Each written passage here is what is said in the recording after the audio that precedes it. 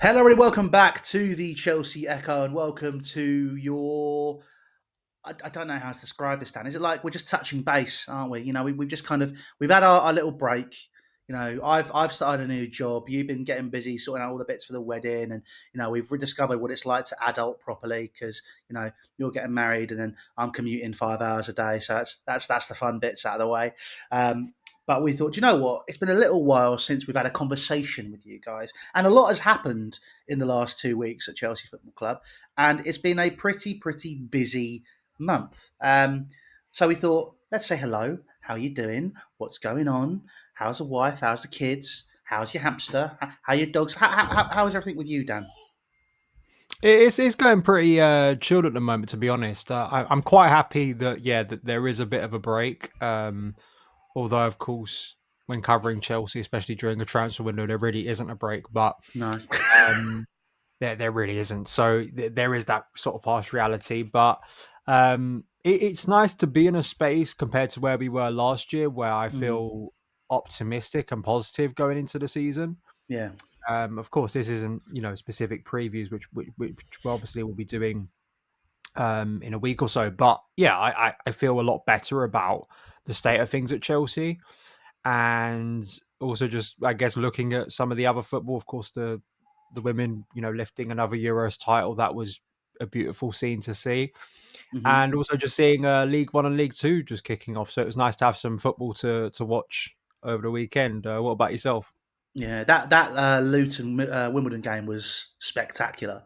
That own goal was like that was when you think football's back after all the rubbish we see of tippy tappy nonsense. Like you see that, it's like we're so back. The beautiful game is Yeah. so back. I mean, the League One and League Two are some of my favourite leagues, to be honest, to watch. Just I as was an looking at FootMob at the end of this. Just I hadn't seen the highlights yet, but I was just looking through the scores, and I was just delighted to see so many red cards.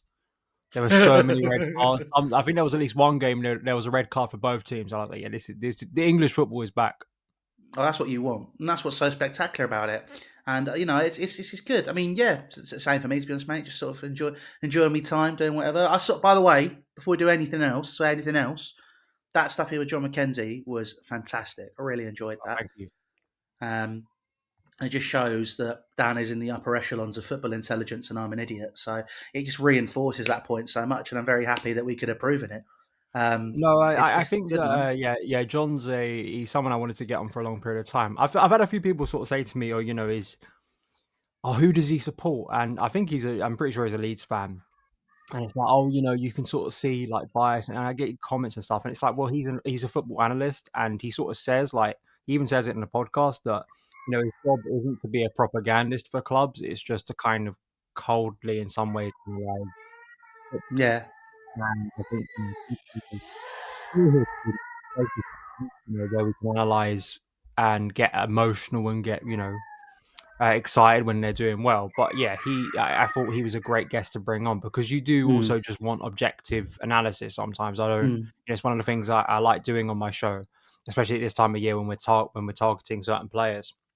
Is just get Yeah, I people agree. outside the Chelsea bubble because I think it brings some perspective. So yeah, thank you for those words. Yeah, and if anyone hasn't listened to it, I think it's really insightful because we cover a lot of ground. It's not just about transfers. It's um, positional play, Guardiola, the Premier League, the last season, how Chelsea evolved from his perspective. So yeah, I think he Mm, brought a lot of value, which was lovely to have on the show. mm.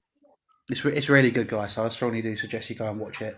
Um, it's reinforces why Dan's so good at Chelsea stuff, and why I'm very happy he's my co-host because it just makes my life so much easier when it comes to talking about Chelsea. Um, we probably should dive straight into it, and we should start talking about Chelsea pretty sharpish because it's been a busy few weeks. So Jorrel Hato, Xavi Simons, Alejandro Garnacho. Yeah, There's some names potentially coming through the door. Some exits and Nicholas Jackson looming potentially as well. Hugo Ekitike vanishes. Was going to go to Chelsea. Then he was going to go to Newcastle. Ends up at Liverpool. Liverpool going to sign Alexander Isak as well. Liverpool going to spend lots of money. FSG are going to have a buy-in with the PIF apparently. So looking forward to those conversations with Liverpool over the next 6 months because they can't contend with the big teams and spend the same sort of money, and the relationships they have, people have with Saudi Arabia is disgusting, isn't it? So I think it's just an interesting situation there. But we should focus on Chelsea first, and we should look at Jorrel Hato. I want to talk about first.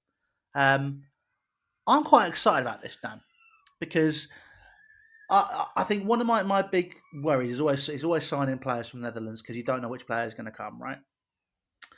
But Jorrel Hato is a player which I think is going to fit in quite well at Chelsea somehow. I don't know. Tell me what you think. I think it's one of the most important deals of the summer in terms of just like what the squad needs. You just simply couldn't go into the season with only one recognised left back or left wing back. It just was squad sort of malpractice, and I feel like it's the sort of deal that wouldn't have been done last summer. And it's Mm, why I think this summer feels a lot better because there's a lot more football logic behind these deals because the squad needs left back depth. I think we got away with it, to be honest, that Cucurella was so durable during the second half of last season. And sure, we can talk about the Renato Vega situation and that being a player suddenly deciding he wants to play centre back. But whatever it is, you don't then just sit back and do nothing. You have to act. You have to be proactive and try and, rectify the area. So I'm happy that there's at least going to be someone there who can rotate. But then also I think there is real value in the player. There's real excitement about the player. And I feel he will get substantial minutes, I think, for a mm, variety of reasons, because of the congested schedule or the Club World Cup fatigue that we've talked about a number of times. You're going from Champions League to Premier League and the League Cup. And I don't just think Jorrel Hato will just be a League Cup player. I think he will be someone that, because of his versatility, you could absolutely see scenarios, maybe in games because of substitutions or whatever, where Hato's playing as left centre back and Cucurella is playing as left wing back. I think mm, you could see that over the course of the season. So I think profile wise, in terms of who Maresca needs, I think physically, aerially, there's a lot to like about him as well. You could see mm, how physically he looks suitable for the Premier League, and positionally where he finds himself in consistently for Ajax on the pitch. Yeah, I could see him fitting in quite well, kind of the standard Maresca setup. A mm, free, in possession, a four out of possession, and maybe need some work attack wise. I spoke to an Eredivisie expert about this, and yeah, he maybe isn't the bombing left back that Malo Gusto is on the right side or Cucurella can be, and maybe that's a part of his game that's a little bit limited. But I think in terms of what's there to work with, I think there is definitely a high beginning, basically like a high floor, and we'll see how high he goes. But I think mm, from at its core, what this deal does is it adds sufficient depth to Mark Cucurella, which of course is mm. is is necessary. So I'm happy on that aspect. Yeah, no, I agree. It's something which I think Chelsea needed a lot more than most in terms of that position. Um, and a player of his quality, I think the thing is, if you look at what a lot of people are going to say straight off the bat is he's a very young player, Yeah. and straight away people are going, "Oh, Chelsea doing it again, another young player, another this, another that." So he's actually got over 100 appearances for Ajax. He's played a lot of senior football. He is no Mm. mug. So I think it's going to be very interesting to see how that transition goes for him. I do agree with you. I think his physicality and his presence is definitely going to be a welcome asset in this Chelsea team. I can see with that standard set where it probably will just end up being like realistically, he'll shift into the three in possession, and then we'll have the right hand side be Reece James or Gusto bombing on. Mm. That's what I can see happening there in that position. And I think, yeah, like you're saying, Cucurella being so durable was a big plus for us, but you can't do that for your entire career. So, well, it's good to see that he'll have someone who can cover him and, And also, just give him a little bit of quickly, I rest. think it's a succession plan as well. Yeah. I think that's what hopefully Hato will be for Chelsea in the long term. Is that you now sometimes been frustrated at times in the past where Chelsea don't have good succession planning on certain positions, where Mm, a player is either coming to the end of their career, is either coming to the end of their contract, and it isn't being sorted out, and then you're sort of forced to go in the market and maybe do something a little bit hasty that you didn't want to in the first place. yeah. And the hope will be that Jorrel Hato will eventually become the first choice Mm, left back for Chelsea in the long term. mm, Whoever that head coach is, whether Maresca is here for a long period of time or for however long it is. I think that's also a part of this deal that it should be. I don't. I think there are some young deals that Chelsea have done where I think there is absolutely some cynicism behind it. Of we'll flip this player in 12 months, a la. I mean, even people saying that Joao Felix is arguably part of this, but I don't really buy that because he's not exactly a young player. But Mark Guiu, for instance, I think for me that is just such an obvious case of Chelsea buying a player for such a stupidly low fee that then they're going to be able to guarantee themselves a profit on. I hope Mm, that Jorrel Hato is not just a flip for profit player as a young player. I think he's here to be a substantial player for Chelsea, and mm, because Cucurella is in the best phase and um, kind of reputation of his career. But as we know in football, that can change very quickly. So at least mm, hopefully you've got someone there that could step up if it's not just a case of Cucurella moving on. It's also a case of if Cucurella struggles and reverts back to the earlier part of his Chelsea career, which we hope he doesn't. But at the very least, you've got someone there, hopefully, who could fill those boots in the long term. mm. That's exactly it. And I do think for the price we paid as well, the experience we're getting, the potential of a player in terms of a complete package, I do think Jorrel Hato is potentially going to be this ownership's shrewdest piece of business. Potentially, we'll have to see what Mm. happens. We'll have the conversation in 12 months' time. Um, but I'm very very excited to see him in a Chelsea shirt. I do think that he's going to be somebody who can bring something to the team and something which we lack in terms of that leadership quality as well. Because I believe he's captain Ajax a few times as well, hasn't he? I'm not offhand. Maybe he has, but I know obviously, for a young player to play as much as he has for a club as big as of Ajax, and also I think the excitement in the Netherlands about him as a talent, Mm, because I think there is also something up for grabs on the left side of their defense, the Netherlands, compared to the right side, which is kind of more settled. mm, So I guess there's some concerns that is if he'd stayed at Ajax, he'd be guaranteed for that World Cup squad. But I don't know. I think that there could be a scenario where I don't think Hato is going to play as much as he did for Ajax, but I do think there is a possibility of him getting 15 to 20 appearances for Chelsea this season. And mm, if he does well in those appearances, that might be enough to get him an international spot, at the World Cup. mm. But I We'll want have to to hear see about what happens. Xavi Simons because I know you're the double Dutch. Yeah, I was yeah. surprised how up for Xavi Simons you were. Really? Yeah. I mean, we haven't really talked about him on the. I don't think you brought him up in conversation before, but I was Mm. quite stunned how excited you are. So tell me why you're so excited for the potential arrival. I like Xavi Simons as a player a lot, purely because he reminds me why I love football. It's there's certain things about where for some people who like the tactico nonsense, which I do call it sometimes. And like people like yourself and John who just actually talk about football, where it's like we're going to talk about football and these are like the facts. It's the in the technical empathy phase. I'm talking about those sort of people. He sort of like he gives them everything they need, right? They talk about how sexy is on the football and all these like insane technical things they want to talk about, right? I watch him and I just see a player who loves football and enjoys himself on the pitch. And he's young and he's hungry and he's been through so many clubs of such elite quality.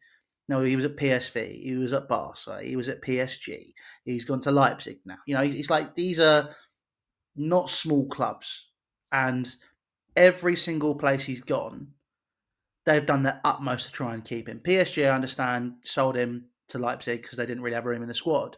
But as soon as he started playing well, they wanted him back straight away. They wanted him back. They wanted him back because you can see the quality of player he is, and it's just how easy on the eye he is at playing football. That's what I love the most about him. Mhm. And it's also he reminds me of a bit of an old school sort of early noughties footballer sort of like. That's what I get with him when I watch him. I see a player who, you hear the name Xavi Simons and you do think Fly Emirates, white Chelsea shirt with the blue and black.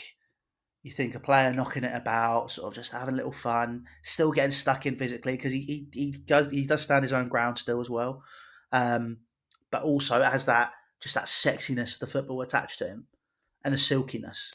That's what I love the most about him. And from a purely technical perspective as well, he's versatile. I love a versatile footballer. Left wing, 10, right wing, fantastic player. I'm a massive fan of Xavi Simons. Huge fan. I understand that. I think there is a lot to like about him as a player, and I think the deal makes a lot of sense because if you look at all the profiles Chelsea have been looking at this summer, the Mm, combination of when looking at say Morgan Rogers, Mohamed Kudus, there's probably another name I'm missing. Inside forwards or players who are not defined by one position that give Maresca a kind of Swiss Army knife ability to use them in certain scenarios. And again, people are bringing up outside of Chelsea more so, but even some Chelsea fans are like, why do we need this player? Where is he going to play? And my argument back is, as we talked about consistently during the Club World Cup, one of the most exciting things from a tactical point of view for me from the Club World Cup was how much variation there was to the way Chelsea played. mm, And I'm we will find out very soon whether it was just coincidence that that happened or it was just mm, because of the tournament and the environment that created that that situation where Maresca did feel the freedom to experiment. But I firmly believe it was partly a preseason type experiment of these are tweaks I'm bringing in to set up next season. And I feel like that's what Xavi Simons brings. I don't think Xavi Simons is coming in to be restricted as a left winger hugging the touchline. I think he's being brought in with the capacity to give another dimension to Chelsea that they don't currently have. mm, Because if Chelsea, there's also just a reality. If we want Chelsea to do anything better in the Premier League, and that means I think even closing the gap to the eventual champions to 10 points is going to take a lot. You need to have a lot of ammunition. You need to have a lot of tools yeah. to elevate, to take several leaps. We've not just finished third, like 5 points off the eventual champions, and it only takes one or two players, a little tweak there. And actually, we're a bit more luck or fortune, or we play well in this game, we'll be right up there. No, Chelsea have to do a lot to get into the conversation with Liverpool, Man City, and Arsenal are kind of the three leading contenders at the moment. So you need to make a substantial jump in performance whilst you've got Champions League football, whilst you've got the fear of fatigue. And I like that with Xavi Simons, you could absolutely see a scenario where on a Wednesday in the Champions League, maybe Maresca plays his kind of more standard 4-3-3, where you do have Jamie Gittins on the left, you've got Pedro Neto, or if he does really well, Esteval on the right, or Palmer on the right, or a 4-2-3-1, like kind of what we saw for the majority of last season, right, with Enzo Maresca. But then on a Saturday at home to Burnley, when they come to the bridge with a low block and things aren't really working well, we look a little bit tired, we look a little bit stale, you have an ability to throw someone on who is going to do something different and it is going to pose a Mm, different question. And that's what Chelsea have struggled with for a long period of time, especially in that November to March block of the season. After that November international break to the March international break is where your season is defined. And we've seen it so often where Chelsea start a season well, but then don't have enough. There's not enough substance in the team to sustain that good form. mm, There just isn't. mm, And it was the case last year. It's been the case in many years where, you realize that the team isn't capable of staying up near the top.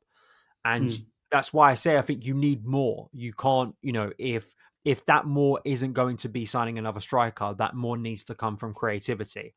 Who is going to provide the quality opportunities when Cole Palmer is maybe having an off day, and other players too aren't really gelling. So I like him as an option. I really do, and I think it logically makes sense. I don't think it's clutter. I don't think it's just signing exorbitantly and just going out there and signing anyone, because as I'll fire back to anyone who talks about Chelsea squad depth. You can't do it this summer because look at who Chelsea are competing with and look at what they're doing. Liverpool being the prime example. Liverpool, if anyone says where is Simmons going to play, I'm going to fire back and go, well, where is Isak and Ekatike? How are those two players going to play in the same position? Where is Noni Madueke going to play for Arsenal? Where are all the players that Man City have signed going to play? We're not. operating in the 11 to 14 players play every single week phase of football anymore. You need a big squad. And Mm. when I did my predicted 11 for Chelsea recently, um, I didn't just pick 111, or at least I said I think there are variations to this, the way this squad will look. And I think we have to become used to that because I think we're very used to kind of, there's only one starting 11, which I don't think there will be. No, I agree. There is going to be four, two and a half squads. Is how I'd like to put it this season. I think realistically, you probably are going to see the constant rotation again, which is I'm not against, by the way. I do think that we will be seeing more of that. But the beauty of it this year is, I do feel with those two squads that Chelsea are going to have so much more quality across the pitch. Whereas I felt the second squad in the Conference League was very much like, oh, well, they're players that we don't really care about. They're not actually that great, but they'll get the job done in the Conference League. I look at the players that Chelsea have shifted on and the players that have come in, and instantaneously there is a level up, a huge level up in quality. And I do think we're going to see the returns and reap the rewards. Maybe not this year. I think we'll obviously touch more on it once we've more confirmation of players that have come through the door. But I do think that Chelsea are going to be a lot closer this season, a lot closer. I can see it. We'll definitely get more than 75 points. I'm pretty sure that's going to be the case. If Chelsea do not, there's a big problem because the quality of players that are there that are coming in are just a level above some of the quality that we've seen Clear Lake bring in previously. And even when you're just going through that team there, just that midfield front, that front midfield three, right? So we can talk about Caicedo, Lavia, Enzo, Asugo, whoever else are going to be playing in those holes there, because there are other players that we could talk about as well. But then you've also got just that front line, Gittins as a guarantee. Wow. Pedro Neto, yeah, fair play. Cole Palmer, Xavi Simons, Esteval. Oh my God. We'll talk about the other one in a minute because I'm not particularly happy. That's the one which I think is a step back. But I think just the quality that Chelsea have in that team alone is just absolutely spectacular. Just in that bit there. I think the quality, I think Chelsea are now, should these deals go through, I'm now less worried about a striker, but I still think maybe a centre back and a goalkeeper, and Chelsea will be in really good shape heading into the season. Yeah, I think I'm less kind of adamant about a centre back because I've just been quite impressed with how the defense has looked, and um, because I'm number one of the Trevor Chalobah fan club, I think that kind of guarantees finally that he'll remain, especially with Mamadou Sarr now going to Strasbourg, back to Strasbourg. Um, and of course, there are concerns there. Goalkeeper, there is still concerns, but at the moment, nothing seems like it's being developed in terms of us signing a new goalkeeper. And I also just don't think Chelsea are going to go anywhere near the wages that Donnarumma is going to ask. It would logically, it would go against everything that they've done so far. Mm. But no, I agree. I don't want to go overboard because games still need to be played, and we have been Mm-hmm. here before. I remember it kind of in some ways feels like the vibe of the summer of 2020 or 2021, where you either are coming off a big achievement or you've got an exciting nucleus of kind of a squad, and you think, wow, they're going to really blow up and kind of be this great attacking unit. And I think in both cases, for different reasons, that really didn't happen because, as I say, it's one of the things me and John McKenzie talk about later on in the podcast when I ask him about like the title picture in the Premier League of, one of the things people forget is they are uber focused on the big games. Chelsea when they play Liverpool, when they play Man United, when they play Arsenal, when they play Man City, and those are those defining games. But actually, it's burying everyone else that wins you a Premier League title that the old Mm. Chelsea teams were so good at. Mourinho didn't always beat; he'd sometimes lose those big games, and of course, there's always a lot of media scrutiny on those games. But we would a team like Ipswich, we'd have 6 points guaranteed. There'd be no messing around. Like that team would be a guaranteed 6 points. When we used to, you'd rock up just to Stoke, you'd get 6 points. You'd Burnley 6 points, Crystal Palace 6 points, Fulham 6 points. That is what this team needs to be good at next season. Mm. Because you can deal with you can lose a one-off game to Liverpool, you can lose a one-off game to Man City, because you can lose a one-off game to Arsenal, because those games are tight, because you are coming up against an equal level of opposition. But I think, as Liverpool have proven, Chelsea teams in the past have proven, and even Man City as well, you look at some of the games they've lost, big games that they've lost, Man City, but they've still strolled to a Premier League title because they deal with everything else. They Mm. are ruthless and clinical, and that is the mindset Chelsea have to get into. I think I don't expect perfection, but that is what you should be aiming towards, a situation where Chelsea become a clinical cold machine, particularly at Stamford Bridge, where you are stunned when Chelsea go 1-0 up against people. The problem is at Stamford Bridge, and actually our home form at Stamford Bridge has got a lot better. But I think I may feel like I'm going off on a different tangent here, because I know we want to speak about Garnacho before we wrap. But those two things are connected, like the Mm. quality of variation in the squad that you need to be Mm. able to sustain that from a Saturday to a Wednesday, if you're aiming to compete in the Champions League as well. Yeah, no, I agree, and it's going to be interesting to see how it goes on this season. I mean, look, you and I are both very prudent, but I'm looking at what Chelsea have, and I'm looking at that team that competed in the Club World Cup, and I saw a switch. There was a switch in that team, and it wasn't just like a sort of they're just kicking on from doing an all right back end of the season.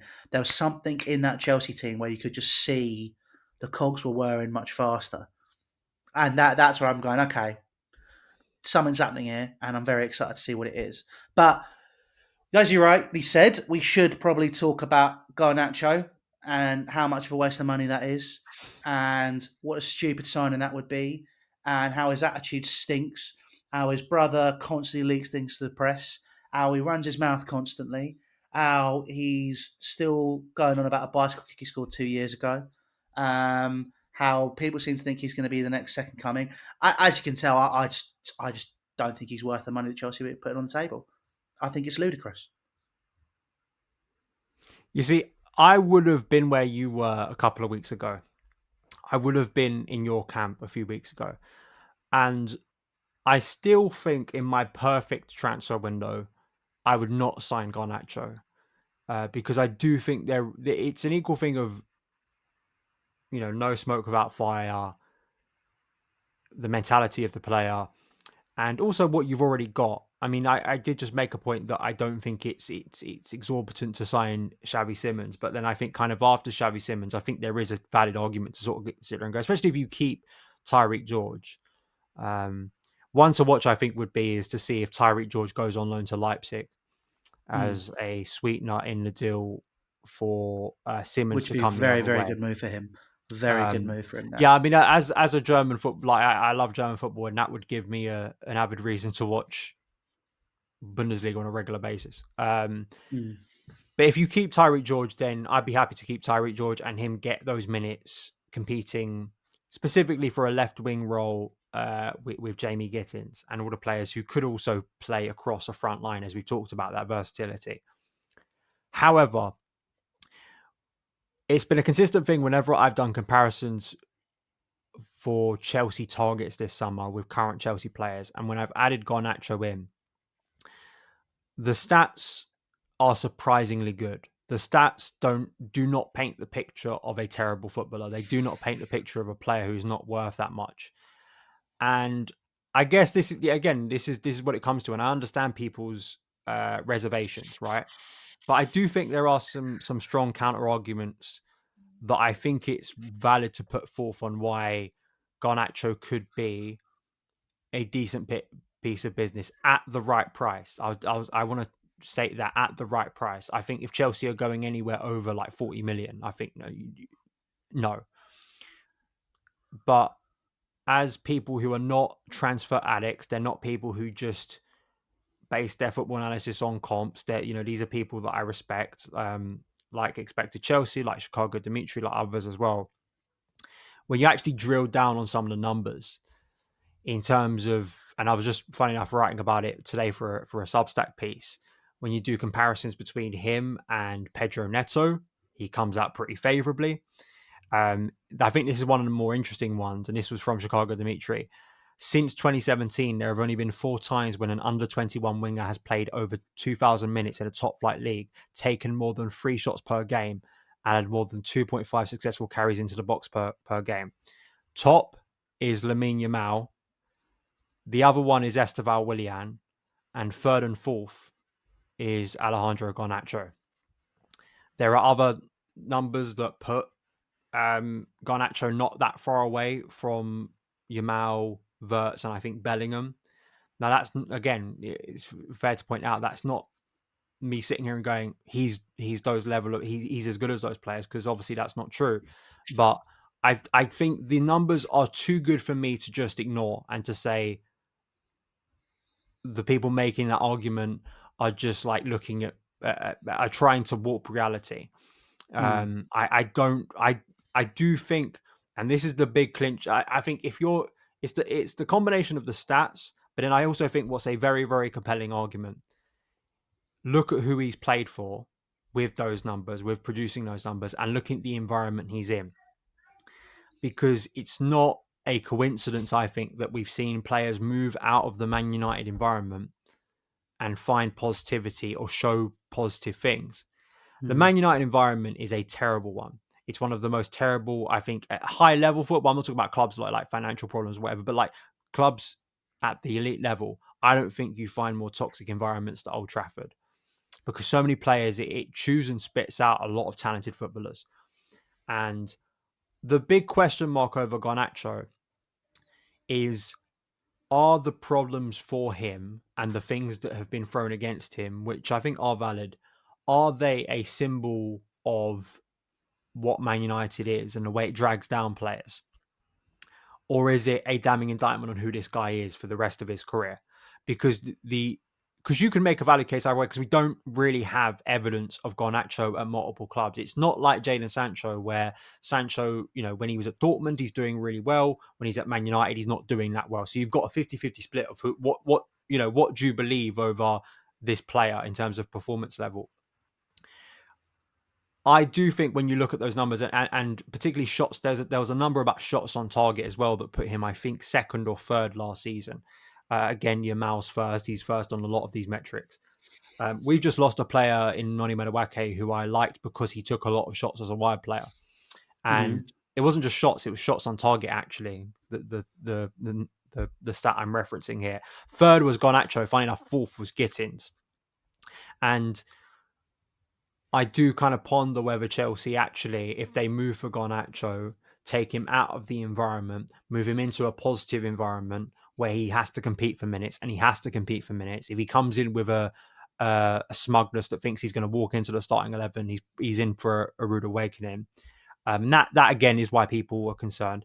I also do think that people have pointed out that like his it's not like Chelsea don't have any players, especially in recent times, who have done things off the pitch that you could criticize. So, and as people, I think Rob Prattley, funny enough, just before we recorded this podcast, said, and I think I don't think Rob Prattley wants Chelsea to sign Garnacho. So it's not coming from someone who's making the argument to sign Garnacho. He made the point that if you're happy with Simons taking Leipzig off his Instagram account while he's still officially a Leipzig player, and he's maybe missing training by an injury. If we're very happy as fans to deal with that kind of attitude when a player's forcing potentially a move to Chelsea. We're all okay with it. But then, if a player's at a club and they're doing things behind the scenes that we don't like, maybe attitude problems being thrown their way, then that's a problem. So I guess my argument would be, yeah, you kind of have to have some, because if you, because there could be an argument, Fair enough. is Simmons pushing a move, is that an attitude problem? Because then maybe a few years down the Yeah. line, Simmons may be pushing himself out of Chelsea. And Yeah. I'm not, again, I just think with Garnacho, and I've also just accepted, I think Garnacho is going to become a Chelsea player. I've just Hmm. accepted it at this point. Everything I've heard, everything we've seen with reporting suggests this is a deal that either is going to happen or Chelsea are very adamant they are going to make happen. And what I would say is, in terms of the numbers, and the argument about Man United environment, I think make compelling cases. And I'm not telling you that you have to like it. I'm just saying to dismiss it as he's an awful footballer and there's nothing here. I just, again, I think I'd be dishonest if I sit, because it just surprised every time I did the comparisons, like I do on my show when we talk about a new Chelsea target. I was just amazed every time I'd put Garnacho in, and the comparisons did not. You'd think perception wise, my bias going into it was Garnacho's going to come out tragically the worst player in this comparison. Like he's going to look the worst in end products. He's going to look the worst in kind of output. And no, like every single time, Madueke scored 7 Premier League goals last season. Garnacho scored 6 for a team that finished 15th.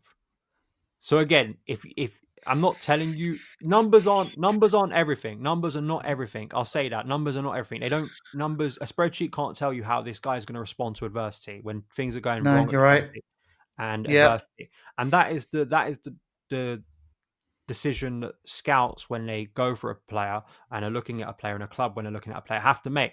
They have to, because a player can look great on paper, and yeah, like objectively are putting up good numbers, but they don't do it consistently enough. And that potential Mm, isn't going to be realized because of mm, these off field things that drag him back.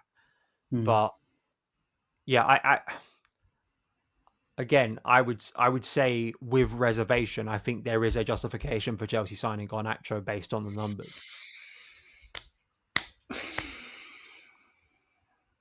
But I have a lot of sympathy for the other argument, I have to say, because that's where I came from, that Uh, argument, and I uh, understand it.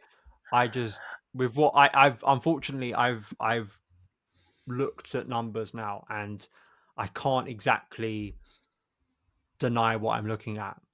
Um, I think my only question, because by the way, the points you have made are solid. Like, and that's me being like, I can't really argue anything back to that, because those are massively important and good numbers, and you've caveated it with the obvious, which is Man United finished 15th and is a terrible place to be, right? My biggest concern is off the pitch and when things aren't going to be going his way. Because as you've said, with all the players that Chelsea signing, I think 5 to cover that midfield 3 is enough. Signing a 6th and 2 years time, a Carlo Mudryk comes back or something. I don't know, like wherever it's like, or Tyreek George is then still knocking about as well. I where'd you go? I think that's the biggest problem I've got with this. And then when that happens, and Garnacho's brother starts mouthing off on Instagram and on Twitter again, which he will, like categorically, that is going to happen. Like Chelsea cannot control his brother; they can't. So how do you deal with that situation? How do you push through with that? Why did Ruben Amorim not want Alejandro Garnacho? Why did he not use him? No, for me, it's strictly off the pitch stuff that worries me, and I'm looking hmm. down the line. If the fees, I mean, what's the fee again that Chelsea are looking at? Because I've not actually seen one yet, really. Well, I mean, there's nothing sort of like said like officially. Well, earlier in the summer, like 60 million was floated out there, and like no one's paying, no one's getting close to No, 60 million. not a chance. I've seen some Man United accounts that I follow, the likes of Scott Saunders and Sam People. So people who cover Man United on a regular basis, like we do with Chelsea, say upwards of say getting close to 50 million. And I think their logic for that is what's been paid for wingers this summer. Mm, Um, if I'm Chelsea, strategically, I'm waiting till deadline day, because it might not be a move you have to make, and also games will be played. And we know with Man United, there is a chance that the season starts poorly, and mm, media pressure on Man United is unlike any other club. And suddenly there's pressure on Amram again. There's pressure on the club to make new signings. There's pressure on the club to sell players as well. And a bit like the Sancho situation last year, Man United have to lose a lot of power the longer this transfer window goes on, because it's not like Madueke. I think if Madueke remains at Chelsea and he doesn't push for a move away, I think he remains at Chelsea as a player. mm, Like with our bomb squad, Garnacho is part of their bomb squad, and we know that you can't really. I've seen some Man United fans saying let him just rot in the reserves, but unfortunately, like that just doesn't happen anymore, and arguably it shouldn't happen because Man United just aren't going to have that. You aren't going to have it. Why would you want, if you think Garnacho is a toxic influence, if you think he has no future at the club, why would you keep him around at the club? Mm, Potential to influence other players. What if in the group there's sympathy for Garnacho and that impacts Amrim? Amrim, I think, as a coach, would want Garnacho and any player like Rashford out of the club, even on loan. So I think from a negotiating position, Chelsea would be smart, I think, to wait and hope that that valuation drops down the longer this window goes on. I think that would. I think there is a chance it could be a loan with an obligation to buy, mm, um, something like that. Uh, but yeah, so there's been no categorical number so far. mm. Yeah, I mean the max I'd pay is 35-40. Yeah, I, no, I I, agree I with don't that. think he's worth any more than that. Um, and unfortunately, I think that we'll see what happens with it. To be honest, but it's going to be a busy few weeks. I think, Dan, for you and I. So I'll be doing more of these. Don't worry, guys. The Chelsea Echo is going to be back in a much stronger capacity. Obviously, we thought we'd be traveling, get more transfers covered and such. Starting a new job is not easy. Having a 5-hour commute also makes it a little bit harder. But we're going to get around to it. I'm going to figure out how we're going to do things. But we'll be back for the season. We'll see any big news that breaks over the next few weeks as well. We will be talking about it. We'll be getting in touch with each other, obviously, and having a chat. And obviously, the score and Rambles will be back doing their stuff as well. And they probably will be doing those shows. But we're back. That's it. The Chelsea Echo is ready for the 25-26 season. 3 big potential transfers coming through at Chelsea, and we'll be keeping tabs across them at all given times on all given platforms. But I have been Louis. I've been Dan. This has been the Chelsea Echo. Give us a 5-star review. Follow us on socials, and if you're watching on YouTube, drop us a cheeky sub. We'll see you later. Ta-da.